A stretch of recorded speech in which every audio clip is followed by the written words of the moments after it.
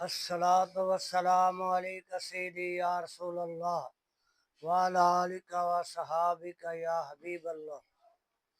الصلاۃ والسلام علیک سیدی یا نبی اللہ وعلی آلک و صحابک یا نور اللہ۔ الحمدللہ رب العالمین والعاقبۃ للمتقین والصلاۃ والسلام علی من کان نبیا وآدم بین الماء والطین وعلی آلہ الطیبین الطاہرین وصحابہ الہادین المہدیین الراشدین المسترشدین، اما بعد فقد قال اللہ تبارک و تعالی فی القرآن المجید والفرقان الحمید۔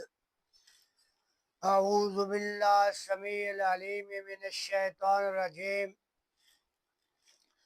بسم اللہ الرحمن الرحیم۔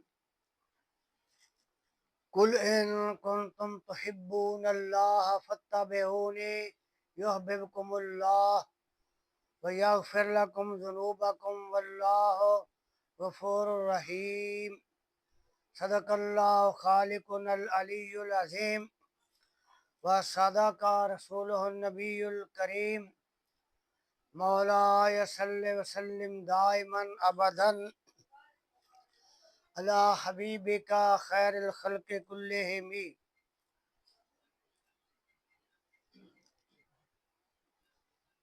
یا رب بالمصطفیٰ بلغ مقاصدنا واغفر لنا ما مضى یا واسع الکرم۔ مولاي صل وسلم دائما ابدا علی حبیبک خیر الخلق کلہم۔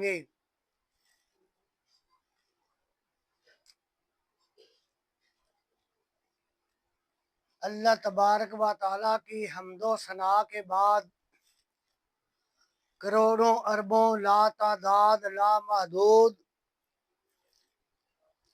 درود و سلام آقا نامدار مدنی تاجدار حبیب کردگار احمد مختار حضور پر نور شافع یوم النشور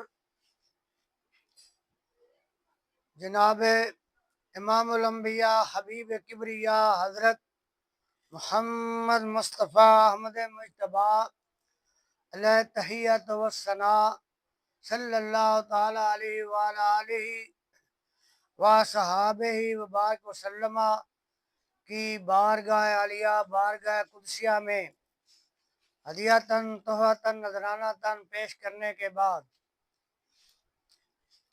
معزز سامعین کرام و حاضرین کرام و ناظرین کرام، محترم بزرگوں، بھائیوں اور عزیزوں، السلام علیکم ورحمۃ اللہ وبرکاتہ۔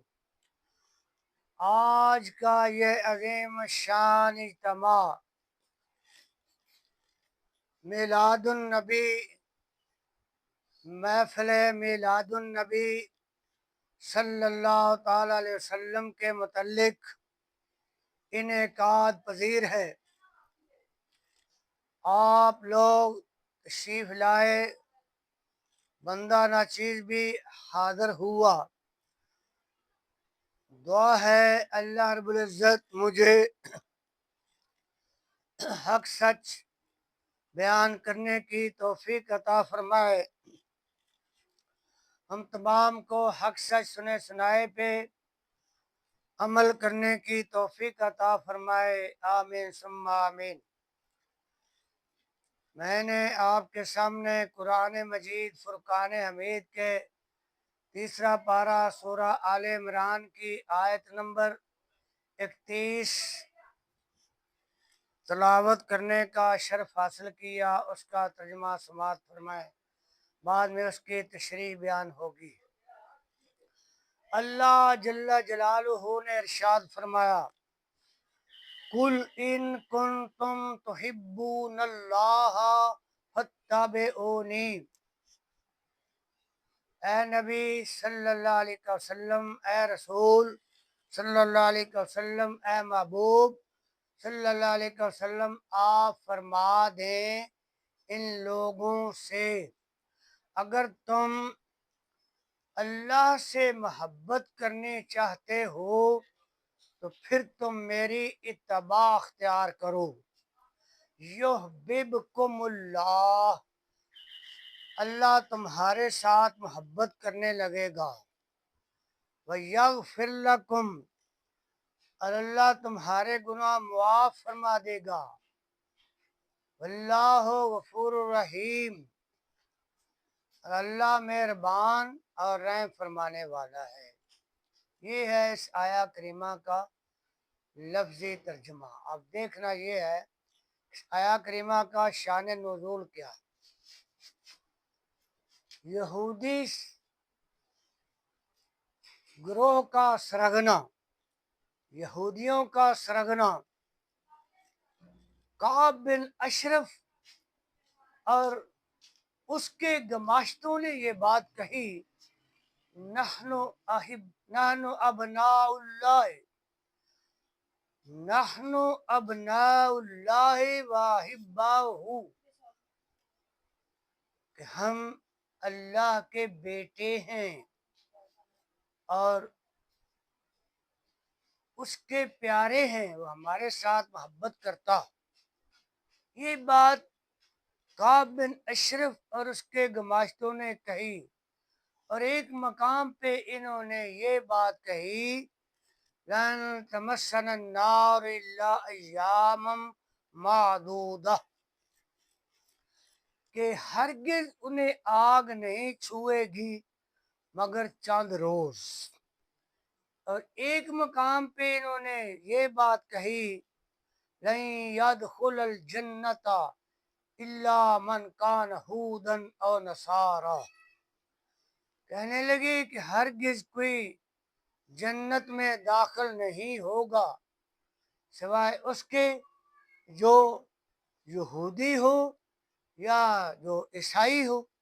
تو ان کے جواب میں اللہ رب العزت نے ارشاد فرمایا، قل ان کنتم تحبون اللہ فاتبعونی، اے محبوب، اے رسول صلی اللہ علیہ وسلم، آپ فرما دیں ان لوگوں سے، اگر تم اللہ کے ساتھ محبت کرنی چاہتے ہو تو اس کا ایک ہی ذریعہ ہے، ایک ہی طریقہ ہے، فاتبعونی، بس تم میری اتباع اختیار کرو۔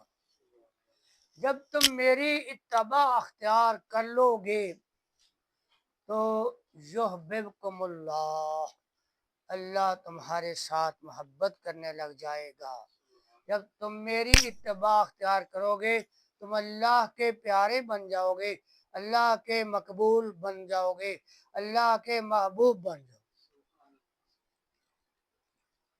بس شرط یہ ہے، فاتبعونی یحببکم اللہ۔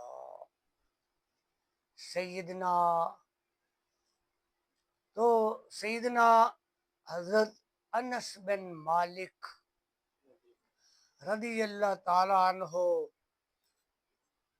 روایت کرتے ہیں، صحیح بخاری اور صحیح مسلم میں یہ حدیث امام بخاری اور امام مسلم نے نقل کی، ان انس قال قال رسول اللہ صلی اللہ تعالی وسلم، لا یؤمن احدکم حتی اکون احب الیہ من والدہ وولدہ والناس اجمعین۔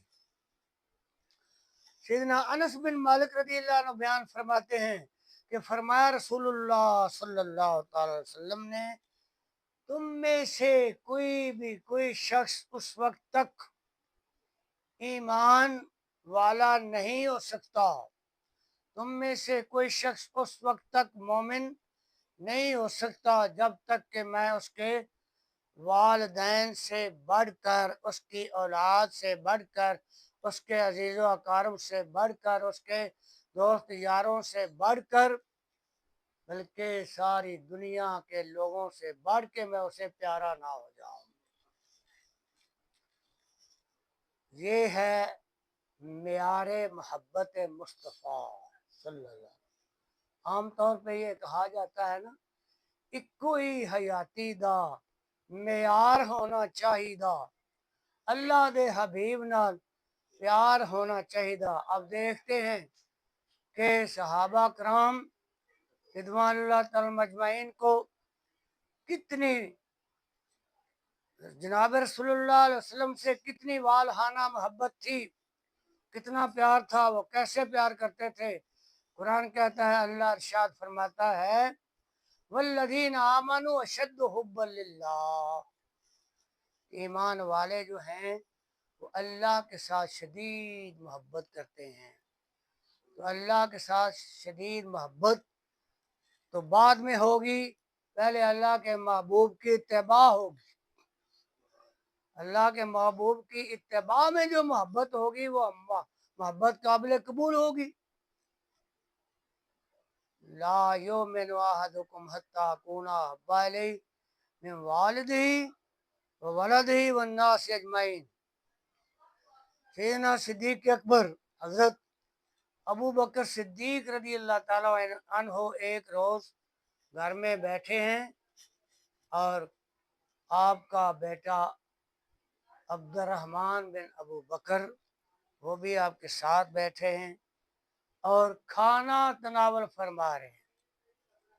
عبد الرحمن نے ایک بات کہی، دیکھا کہ والد صاحب کا موڈ خوشگوار ہے، تو انہوں نے ایک بات سنائی کہ ابا جان، یوم بدر کے وقت، بدر کے روز آپ میری تلوار کی زد میں آ گئے، تو میں نے سوچا کہ یہ تو میرے والد صاحب ہیں، میرے باپ ہیں، میرے ابا جان، تو میں نے آپ کو اپنا والد سمجھ کے چھوڑ دیا۔ ابو بکر صدیق رضی اللہ تعالیٰ عنہ فرمانے لگے، اے بیٹا یاد رکھ، میں تیری تلوار کی زد میں آ گیا تھا، تو نے مجھے اپنا باپ سمجھ کے چھوڑ دیا، لیکن اگر اس روز تو میری تلوار کی زد میں آ جاتا تو میں تجھے کبھی نہ چھوڑتا، دشمن اسلام اور دشمن پیغمبر اسلام سمجھ کے تمہیں میں تیگ کر دیتا ہوں۔ یہ ہے معیار محبت رسول، لا یؤمن احدکم حتی اکون احب الیہ من والدہ وولدہ والناس اجمعین۔ ابو بکر صدیق رضی اللہ عنہ نبی اکرم صلی اللہ علیہ وسلم سے اپنے والدین سے بڑھ کے پیار کرتے ہیں، اپنی اولاد سے بڑھ کے پیار کرتے ہیں، اپنے عزیز و اقارب سے بڑھ کے پیار کرتے ہیں، بلکہ ساری دنیا کے لوگوں سے بھی بڑھ کے پیار کرتے ہیں۔ آگے سنیں خلیفہ ثانی کی بات، امیر المومنین امام المجاہدین سیدنا عمر فاروق رضی اللہ تعالیٰ عنہ سے ایک روز جناب رسول اللہ صلی اللہ علیہ وسلم نے پوچھا، اے عمر، تمہیں میرے ساتھ کتنی محبت ہے؟ عرض کرتے ہیں، یا رسول اللہ صلی اللہ علیہ وسلم، میں اپنے مال سے بڑھ کے آپ کے ساتھ محبت کرتا ہوں، اپنی دولت سے بڑھ کے آپ کے ساتھ محبت کرتا ہوں، اپنے والدین سے بڑھ کے آپ کے ساتھ محبت کرتا ہوں، اور اپنی اولاد سے بڑھ کے آپ کے ساتھ محبت کرتا ہوں، عزیز و اقارب دوست یاروں سے بڑھ کے آپ کے ساتھ محبت کرتا ہوں، لیکن میں اپنی جان سے بڑھ کے آپ سے محبت نہیں کرتا۔ تو امام الانبیاء حبیب کبریا علیہ تحیت و ثنا نے ارشاد فرمایا، اے عمر، ابھی تمہارا ایمان نامکمل ہے۔ اسی اثنا میں عمر فاروق بول اٹھے، یا رسول اللہ صلی اللہ علیہ وسلم، میں آپ کے ساتھ اپنے والدین سے بڑھ کے محبت کرتا ہوں، اپنی اولاد سے بڑھ کے محبت کرتا ہوں، اور अपने दोस्त यारों अजीज़ों अकारब रिश्तेदारों से बढ़ के मोहब्बत करता हूँ और सारी दुनिया के लोगों से बढ़ के मोहब्बत करता हूँ। या रसूलुल्लाह, मैं अपनी दौलत से, अपने माल से, अपने जिस्म से बढ़ के मोहब्बत करता हूँ। या रसूलुल्लाह सल्लल्लाहु अलैहि वसल्लम, मैं आपके साथ अपनी जान से भी बढ़ के मोहब्बत करता हूँ। आपके ऊपर मेरी जान भी कुर्बान है, मेरी जान भी नसा। ये है मेयारे मोहब्बत रसूलुल्लाह। यो मैनू अहादुकुम हत्ता अकूना हब्बा इलैहि मिन वालिदी व वलदी वन नास। आगे चलें। खलीफा सालिस अमीरुल मोमिनीन इमामुल मुतसद्दिकीन सैयदना उस्मान ज़ुन्नुरैन रज़ी अल्लाह ताला अन्हु की मोहब्बत का क्या आलम था। सन 6 हिजरी का वाक़या है। हिजरी को 6 साल गुजर गए, हिजरत को 6 साल गुजर गए, तो इमामुल अंबिया हबीब किबरिया अलैहि तहियत व सना ने सहाबा कराम के साथ उम्रा करने का प्रोग्राम बना। ये हदीस मशहूरा बयान कर, इसको बहुत सारे मुहद्दिसीन ने अपनी हदीस की किताबों में नकल किया और बहुत सारे सीरत नगारों ने सीरत की किताबों में इस हदीस को नकल किया। तो जब मक्का मुकरमा से 6 कोस का फासला रह गया, यानी 9 मील के फासले पे कुफार ने जनाब रसूलुल्लाह सल्लल्लाहु अलैहि वसल्लम का रास्ता रोका। उन्होंने कहा पहले आप हमारे साथ मुज़ाकरात करें, हमें आने की वजह बताएं, गर्ज़ व गायत बताएं कि आपका आने का, यहाँ आने का मकसद क्या है। कहने लगे हमारे साथ मुज़ाकरात। तो जनाब रसूलुल्लाह सल्लल्लाहु अलैहि वसल्लम ने अपनी तरफ से जनाब उस्मान ज़ुन्नुरैन रज़ी अल्लाह अन्हु को अपना नुमाइंदा बनाकर मक्का मुकरमा में भेजा कि जाओ उस्मान, मक्का के चौधरियों के साथ जाके मुज़ाकरात करो।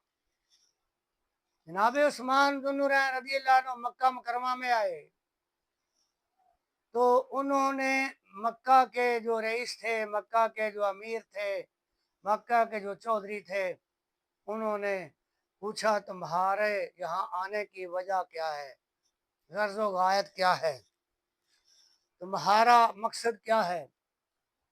तो जनाब उस्मान ज़ुन्नुरैन रज़ी अल्लाह अन्हु ने फरमाया हमारा यहाँ आने की गर्ज़ व गायत ये है कि हम उम्रा करने के लिए आए हैं और महज हम उम्रा करने के लिए आए हैं और बैतुल्लाह की ज़ियारत के लिए आए हैं और हम सफ़ा मरवा की सही करने आए हैं और आब ज़मज़म पीने के लिए आए हैं।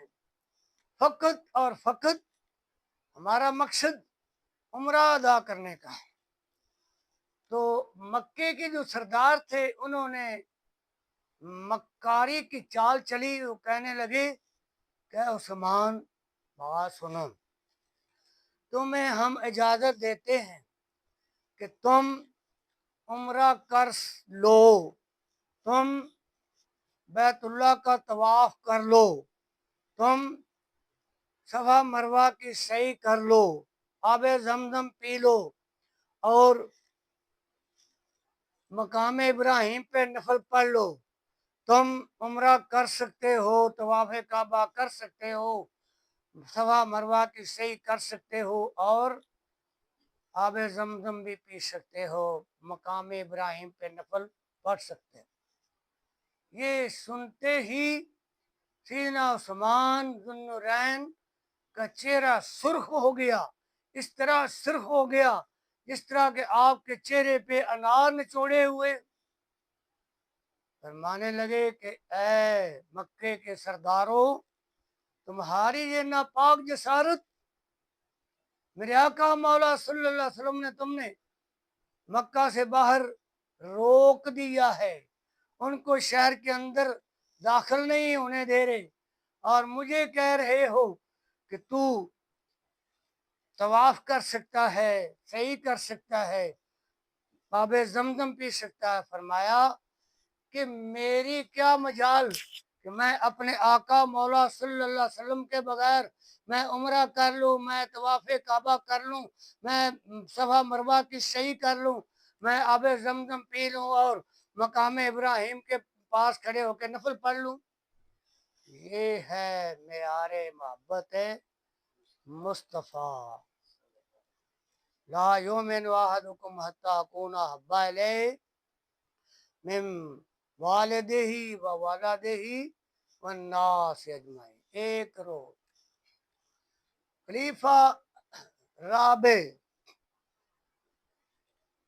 امیر المومنین امام الواصلین جناب سیدنا علی المرتضی رضی اللہ تعالی عنہ، امام الانبیاء حبیب کبریاء علیہ تحیت و ثنا کے ساتھ ایک مقام سے دوسرے مقام پہ جا رہے تھے، تو ہوا کیا کہ راستے میں ایک درخت آیا۔ جناب رسول اللہ صلی اللہ علیہ وسلم آگے آگے چل رہے تھے اور جناب علی المرتضی آپ صلی اللہ علیہ وسلم کے پیچھے پیچھے چل رہے، تھوڑا سا پیچھے ہٹ کے چل رہے۔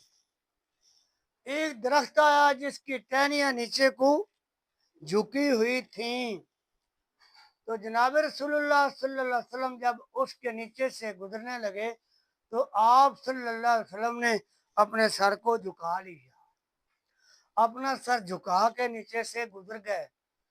تو جب علی المرتضی رضی اللہ تعالی عنہ اس درخت سے نیچے سے گزرنے لگے تو آپ نے بھی اپنا سر مبارک جھکا لیا۔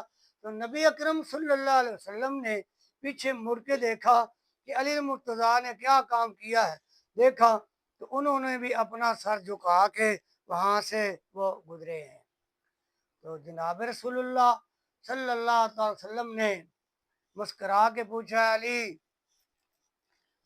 درخت کی ٹہنیاں نیچے کو جھکی ہوئی تھیں، تو میں نے تو ایک مصلحت کی بنا پہ اپنے سر کو جھکایا کہ ٹہنیاں میرے سر کو نہ لگیں، تو تمہارے سر کو تو ٹہنیاں لگنی نہیں تھیں، تو تم نے اپنے سر کو کس وجہ سے جھکایا؟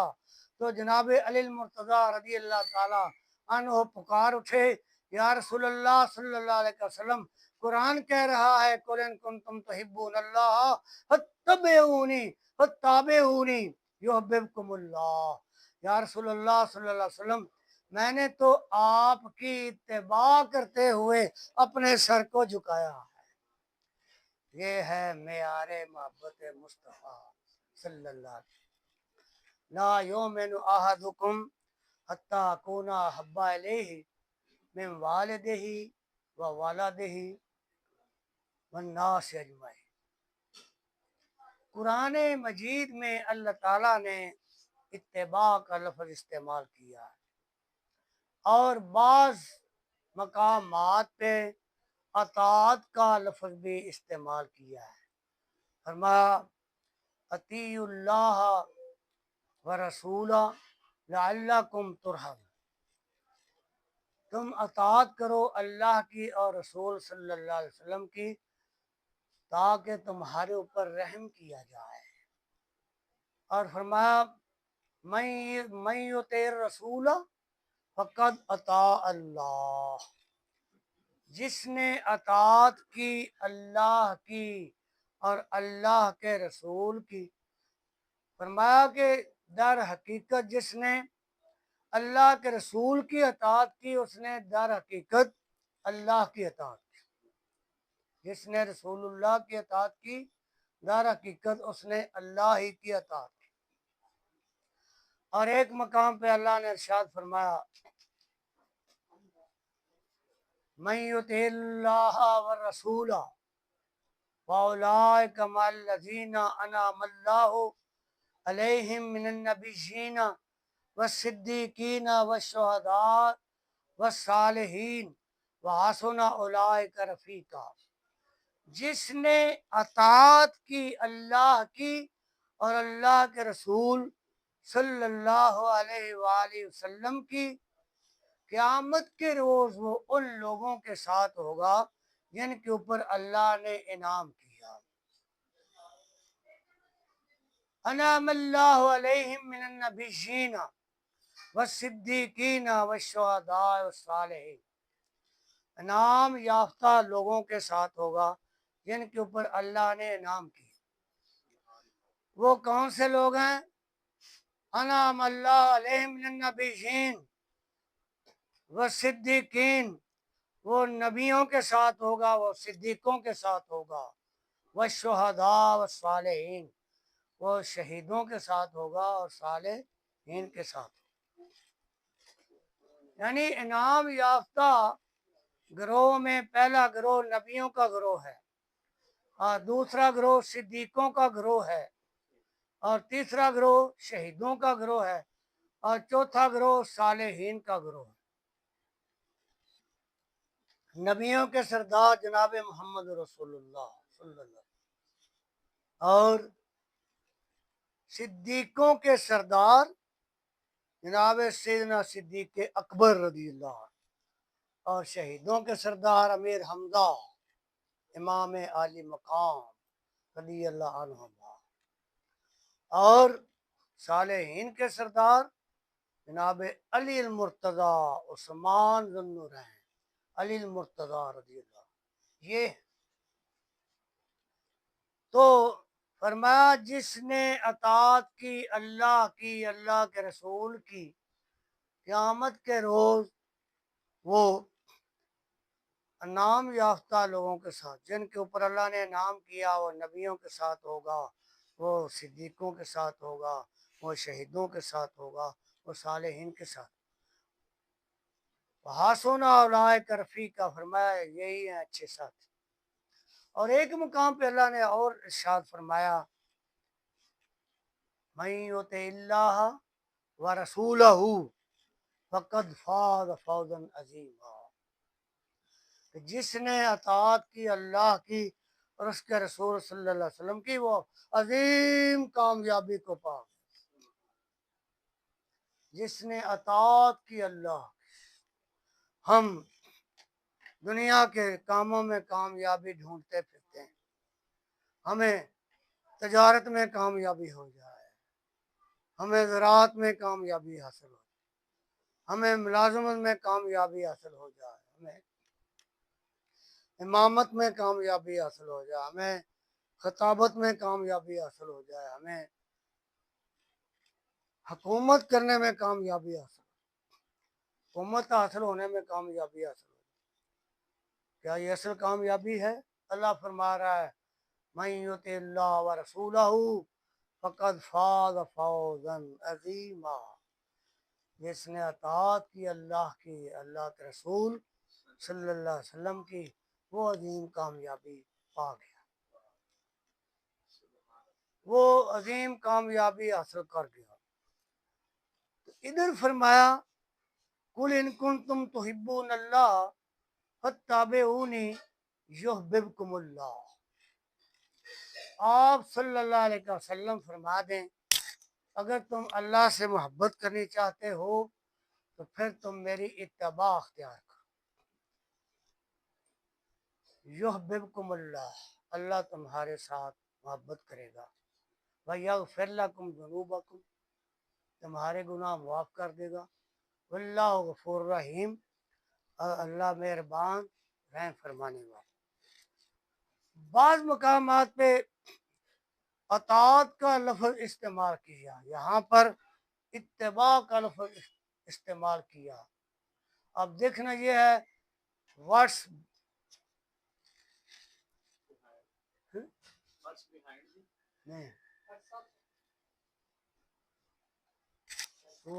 ڈفرینس بٹوین اتباع اینڈ اطاعت، کہ اتباع اور اطاعت میں فرق کیا ہے؟ مل فرق بین الاتباع والاطاعہ، کہ اتباع اور اطاعت میں فرق کیا ہے، اطاعت کیا ہے اور اتباع کیا ہے؟ تو اطاعت کہتے ہیں ارشاد بجا لانے کو، حکم بجا لانے کو، فرما برداری کرنے کو۔ اطاعت گزاری کرنے کو، حکم بجا لانے کو، تو اللہ نے ارشاد فرمایا واقیم الصلاۃ وآتوا الزکوٰۃ وارکعوا مع الراکعین، اور بار بار یہ ارشاد فرمایا نماز کے متعلق، تم نماز قائم کرو اور زکوٰۃ ادا کرو، اور رکوع کرو، رکوع کرنے والوں کے ساتھ یعنی باجماعت نماز ادا، بارہا بار نماز کا حکم دیا۔ تو جناب رسول اللہ صلی اللہ علیہ وسلم کے غلاموں نے اس حکم پہ عمل کر لیا، انہوں نے نماز کو قائم کر لیا، زکوٰۃ کو ادا کر دیا، یہ ہے اطاعت۔ اللہ نے فرمایا یا ایھا الذین آمنوا کتب علیکم الصیام کما کتب علی الذین من قبلکم لعلکم تتقون، اے ایمان والو تمہارے اوپر روزے فرض کیے گئے ہیں جیسا کہ تم سے پہلے لوگوں پہ فرض کیے گئے تھے، لعلکم تتقون، تاکہ تم پرہیزگار بن جاؤ، نیکوکار بن جاؤ۔ تو آپ صلی اللہ علیہ وسلم کے غلاموں نے، آپ کی امت کے لوگوں نے، آپ کے پیروکاروں نے، آپ کے امتیوں نے اس کے اوپر عمل کر لیا، روزے رکھ لیے، روزے رکھنے شروع کر دیے، اور روزے رکھتے رہے، عمل ہو گیا۔ فرمایا وَلِلَّهِ عَلَى النَّاسِ حِجُّ الْبَيْتِ مَنِ اسْتَطَاعَ إِلَيْهِ سَبِيلًا، تم میں سے جو استطاعت رکھتا ہو مالی اور جسمانی، اسے چاہیے کہ اللہ کے گھر کا جا کے حج و عمرہ ادا کرے، جو استطاعت رکھتا ہو۔ استطاعت رکھنے والوں نے اس بات پہ بھی عمل کر لیا، انہوں نے اس حکم کو بھی مان لیا۔ دیگر جتنے بھی احکام ہیں جہاد کے، ان کے اوپر بھی آپ کے پیروکاروں نے عمل کر لیا۔ فرمایا وجاہدوا فی سبیلہ لعلکم تفلحون، تم اللہ کی راہ میں جہاد کرو تاکہ تم فلاح پا جاؤ، کامیاب ہو جاؤ۔ جہاد کے احکام پہ بھی عمل کر لیا، اس کا نام ہے اطاعت رسول، اطاعت اللہ اور اطاعت رسول۔ لیکن اتباع کیا ہے؟ اتباع اس چیز کا نام ہے کہ ہمارے آقا مولا صلی اللہ علیہ وسلم کسی کام کا حکم کریں یا نہ کریں، کسی بات کو ارشاد فرمائیں یا نہ فرمائیں، تو آپ کے امتی، آپ کے پیروکار، آپ کے غلام جو ہیں، وہ آپ کو دیکھتے ہوئے اس کام کو اپنا لیں، اس کام پہ عمل کرنا شروع کر دیں۔ اس کا نام ہے اتباع رسول۔ نبی اکرم صلی اللہ علیہ وسلم نے داڑھی مبارکہ رکھی، آپ نے زلفیں مبارکیں رکھی، آپ نے امامہ پہنا، اور آپ صلی اللہ علیہ وسلم نے مسواک کرتے تھے، آپ سرما لگاتے تھے، بالوں کو تیل لگاتے تھے، آپ نے عصا پکڑا، یہ ساری سنتیں ہیں۔ لوگ کہتے ہیں داڑھی کتنے لکھی، داڑھی کتنے لکھی؟ نبی اکرم صلی اللہ علیہ وسلم نے فرمایا وَافُلُّھا وَقَصُّ الشَّوَارِبَ، یہ حدیث مرفوع ہے کہ داڑیاں بڑھاؤ اور مونچھیں پست کرو۔ جناب رسول اللہ صلی اللہ علیہ وسلم کے عمل کو دیکھ کر آپ کے امتی عمل کرنے لگ جائیں تو اس کا نام اتباع ہے۔ سنیں، حدیث صحیحہ میں یہ بات موجود ہے، یہ بھی حدیث مشہورہ ہے، بلکہ یہ نص قطعی سے بات ثابت ہے۔ حدیث مشہورہ تو ہونی ہی ہونی۔ بہت سارے محدثین نے اس بات کو نقل کیا ہے، اور سارے مفسرین نے اس بات کو نقل کیا ہے، اس کی وضاحت کی ہے، اس کی تفسیر بیان کی ہے، اور اس کی تشریح بیان کی ہے۔ تو ایک روز ایک صحابی نے نبی اکرم صلی اللہ تعالیٰ علیہ وآلہ وسلم کی دعوت کی، تو جناب رسول اللہ صلی اللہ علیہ وسلم اس کی دعوت کو قبول کرتے ہوئے صحابہ کرام کو ساتھ لے کر آپ اس کے گھر تشریف لے گئے۔ آپ اس کے گھر تشریف لے گئے، صحابی کے گھر تشریف لے گئے۔ تو جناب رسول اللہ صلی اللہ علیہ وسلم فرمایا اگر کوئی تمہاری دعوت کرے تو اس کو قبول کر لیا کرو، دعوت کو ٹھکرایا نہ کرو۔ دوسری بات یہ ارشاد فرمایا تحابو کہ ہدیے دیا کرو اور محبت بڑھایا کرو، ایک دوسرے کو ہدیے دیا کرو، تحفے تحائف دیا کرو اور ایک دوسرے سے محبت بڑھایا کرو۔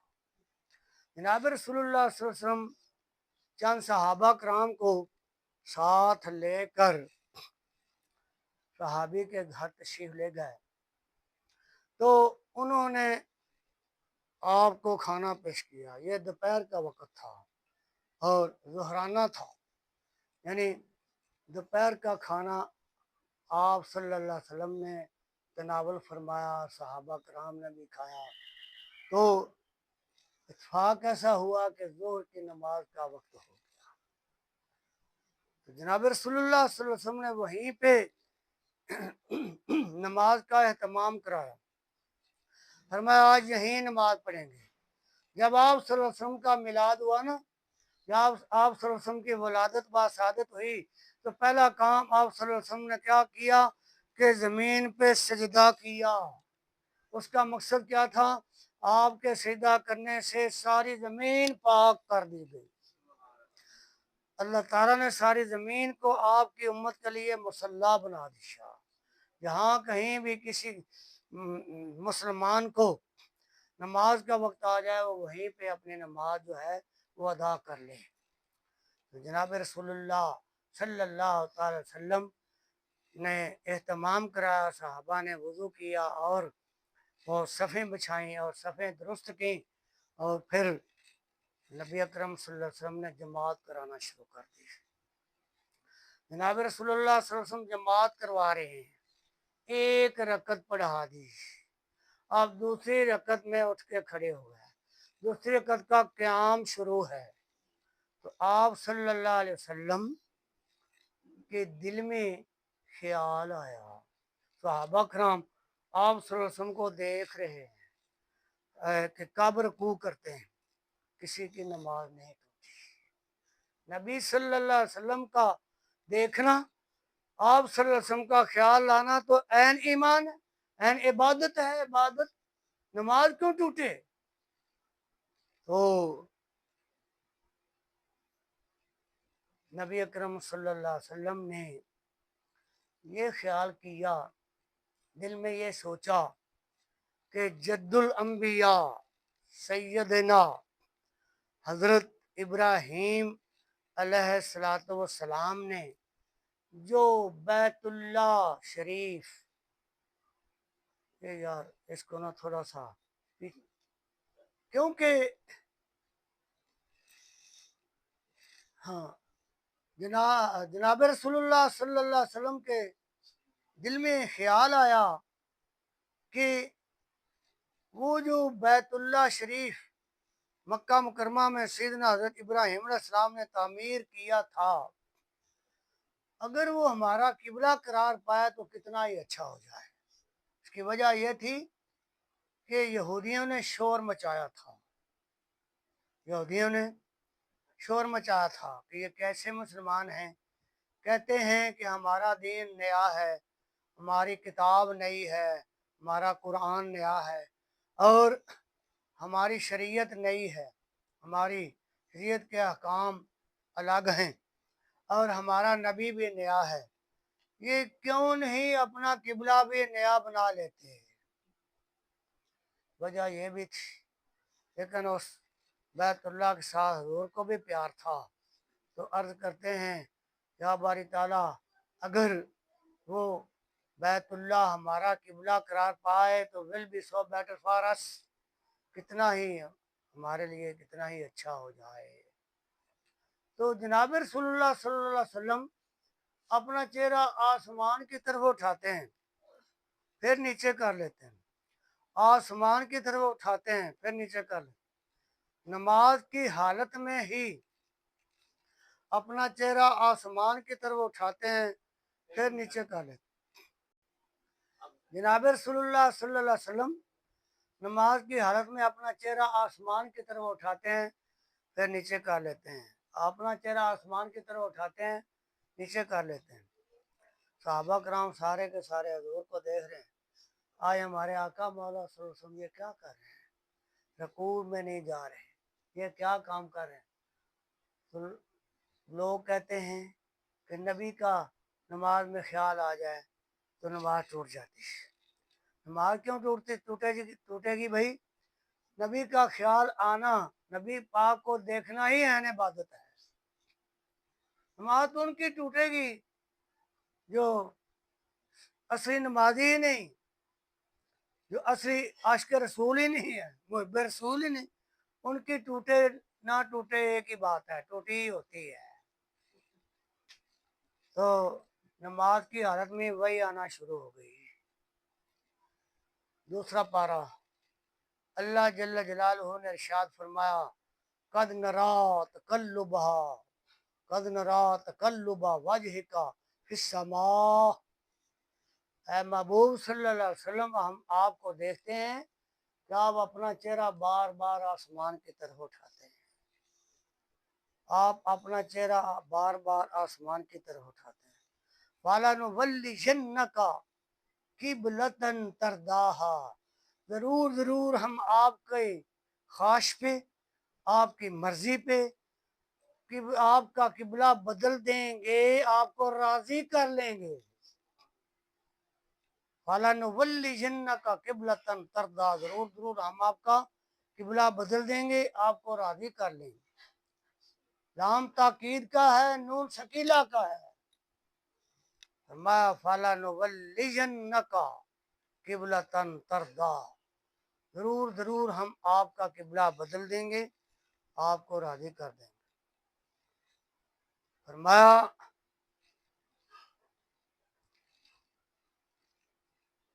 انت محبوبی انت حبیبی انت رسولی، اے محبوب صلی اللہ علیہ وسلم، don't worry about it, you are my prophet, you are my beloved prophet، اس کے متعلق آپ پریشان نہ ہوں۔ فَلَنُوَلِّيَنَّكَ قِبْلَةً تَرْضَاهَا فَوَلِّ وَجْهَكَ شَطْرَ الْمَسْجِدِ الْحَرَامِ، فرمایا ابھی آپ اپنا چہرہ مسجد حرام کی طرف پھیر لیں، ابھی آپ اپنا چہرہ مسجد حرام کی طرف پھیر لیں۔ جب وحی آئی تو جناب رسول اللہ صلی اللہ تعالیٰ علیہ وآلہ وسلم نے نماز کی حالت میں ہی بیت المقدس کی طرف سے بیت اللہ کی طرف اپنا چہرہ پھیر لیا۔ جب آپ کے غلام جو آپ کے پیچھے نماز پڑھ رہے تھے، جب انہوں نے دیکھا کہ ہمارے آقا مولا صلی اللہ علیہ وسلم نے بیت المقدس کی طرف سے بیت اللہ کی طرف اپنا چہرہ پھیر لیا ہے، تو انہوں نے بھی بغیر سوچے سمجھے بیت المقدس کی طرف سے اپنے چہرے بیت اللہ کی طرف پھیر لیے۔ اس کا نام ہے اتباع رسول، اس کو کہا جاتا ہے اتباع رسول۔ محمد کی غلامی ہے سند آزاد ہونے کی، خدا کے دامن توحید میں آباد ہونے کی۔ پتہ نہیں یہ کون سی توحید بیان کرتے پھرتے ہیں جس میں محبت رسول کا عنصر ہی نہ پایا جائے، کون سی توحید لیے پھرتے؟ خدا کے دامن توحید میں آباد ہونے، محمد کی غلامی ہے سند آزاد ہونے کی، خدا کے دامن توحید میں آباد ہونے کی۔ یارو،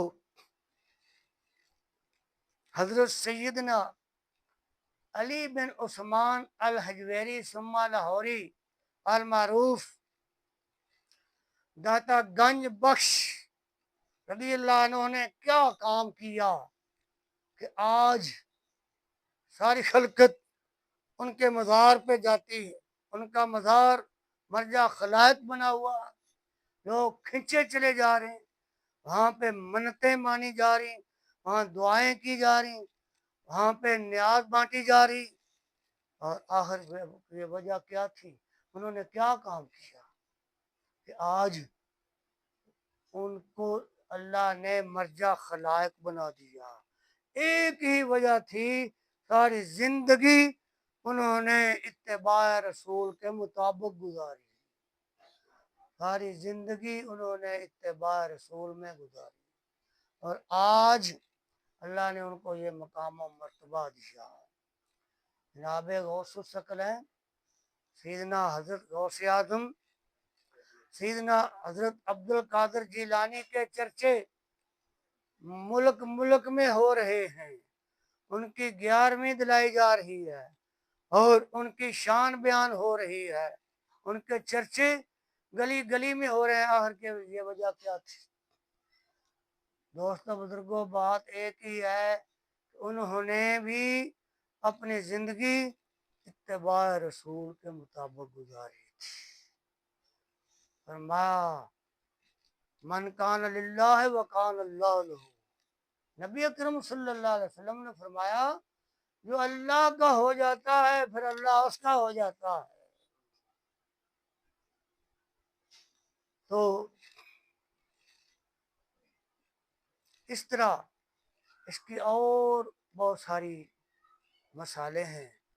ضرورت اس امر کی ہے کہ آج اگر ہم بھی اتباع رسول کو اپنا شعار بنا لیں، اتباع رسول کے مطابق اپنی زندگیاں گزارنے لگ جائیں، اپنی زندگیاں اتباع رسول میں ڈھال دیں، تو دنیا آخرت کی کامیابی ہمارے قدم چومے گی۔ میری دعا ہے اللہ رب العزت ہمیں صحیح معنوں میں اتباع رسول اختیار کرنے کی توفیق عطا فرمائے۔ آمین ثم آمین، وآخر دعوانا ان الحمد للہ رب العالمین۔